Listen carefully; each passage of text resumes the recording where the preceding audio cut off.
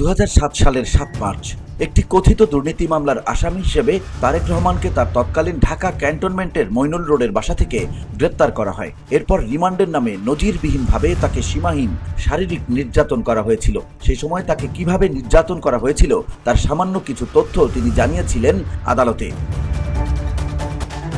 সম্প্রতি এই বিষয়টি আবারও ওঠে বিএনপির মিডিয়া সেলের আহ্বায়ক ডাক্তার মওদুদ আলমগীর পাভেল ও শিক্ষক গবেষক ডক্টর সাইমুম পারভেজের সম্পাদিত সদ্য প্রকাশিত তারেক রহমান সংগ্রাম ও রাজনৈতিক যাত্রা নামক বইয়ে।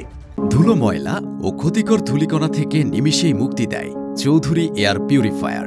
এর শক্তিশালী সাকশন ঘরের কোনায় কোনায় লুকিয়ে থাকা সকল ধুলা টেনে ফিল্টার করে এবং বের করে আনে নির্মল ও স্বাস্থ্যকর হাওয়া।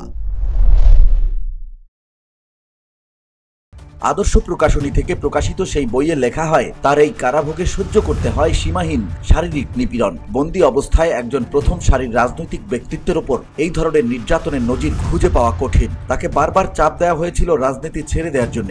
রাজি না হওয়াতে তার উপর ভয়াবহ নির্যাতন চালানো হয়েছিল। 2007 সালের 28 নভেম্বরে আদালতের কাঠগড়ায় তিনি তার উপর অমানবিক নিপীড়নের বিবরণ তুলে ধরেন। সেই সময় তারেক রহমান আদালতকে বলেছিলেন, জিজ্ঞাসাবাদের নামে রিমান্ডে নিয়ে অজ্ঞাত স্থানে চোখ বেঁধে আমাকে নিগৃহীত করা হয়েছে। আমি একজন রাজনীতিবিদ, কোনো সন্ত্রাসী নই। এর আগে আমার চিকিৎসার জন্য আদালত নির্দেশ দিলেও ব্যবস্থা নেওয়া হয়নি। এবার রিমান্ডে নিলে আমি আর বাঁচব না। আমি রিমান্ডে শারীরিকভাবে এতটাই নির্যাতনের শিকার হয়েছি যে এখন মেরুদণ্ড সোজা করে দাঁড়াতে পারছি না। চোখ বেঁধে অজ্ঞাত স্থানে নিয়ে আমাকে ক্রসফায়ারে হত্যার হুমকিও দেওয়া হয়েছে। 24 ঘন্টা মোটা কাপড় দিয়ে চোখ বেঁধে নির্জন স্থানে নিয়ে নির্যাতন করা হয়েছে আমাকে। তিনি বলেন, তাকে হাসপাতালে ভর্তি করা হলে আদালতে চিকিৎসকদের দেয়া মেডিকেল রিপোর্টে বলা হয় তারেক রহমানের বিশেষায়িত অর্থোপেডিক চিকিৎসার প্রয়োজন হবে। নির্যাতনে তার মেরুদণ্ডের 6 ও 7 নং হাড় ভেঙে গেছে, আরও কয়েকটি বেঁকে গেছে। মেরুদণ্ডের 33টি হাড়ের মাঝে দূরত্ব কমে গেছে।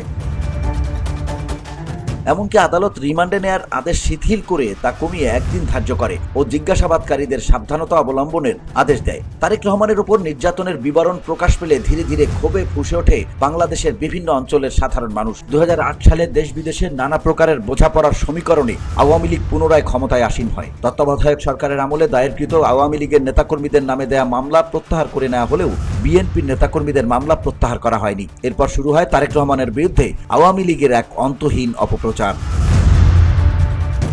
VOD Bangla news desk.